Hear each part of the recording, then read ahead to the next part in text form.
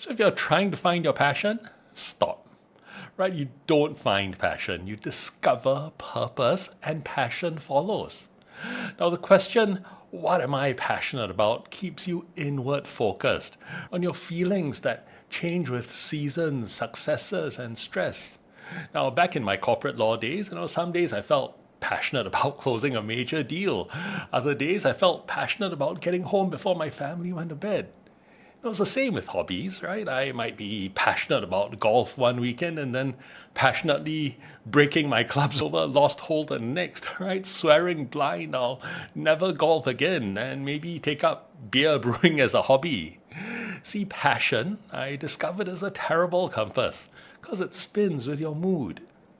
Purpose, on the other hand, connects you to something beyond yourself. It's about what you're meant to give, not what you want to get. Right? It's about stewardship of the gifts, resources, and influence that you've been entrusted with. Right? It's passion directed at people, if you will. Now, without this shift, passion becomes all about performance. Right? You end up chasing excitement instead of fulfillment, constantly seeking the next dopamine hit from achievement while missing the deeper satisfaction that comes from meaningful contribution. Now, instead, start seeing passion as a byproduct of purpose, not the starting point. Now, remember how as a young lawyer, I felt incredibly blessed to be in a position of influence over large transactions that involved more money than I ever dared to imagine. I was passionate about the deals, about the bragging rights, the possible promotions it might bring. But 20 years later, when I was sitting in boardrooms making decisions that affected thousands of employees and millions in investor capital, what was foremost on my mind wasn't passion about the deal. It wasn't even the legal frameworks or regulatory compliance. But I was deeply purposeful about using my position to protect people's livelihoods and dreams. See, purpose reveals itself through service and stewardship. It reveals itself when you apply your unique combination of skills, experience, and resources to meet real-world needs. It's less about what makes your heart race and more about what makes your heart rest.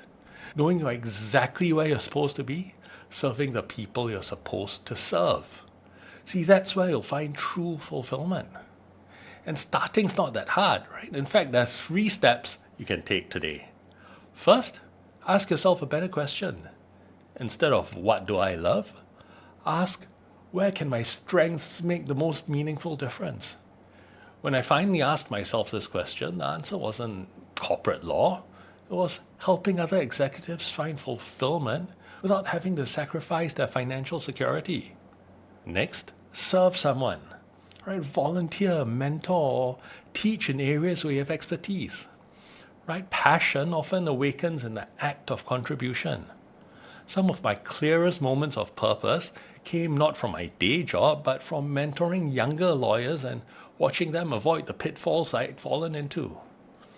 And finally, reflect. Right? Journal or pray about moments you've felt most alive while helping others. Right? That's where purpose speaks the loudest. For me, those moments weren't in the boardroom. They were in conversations with executives who felt as trapped as I once was, right? And helping them see a path forward.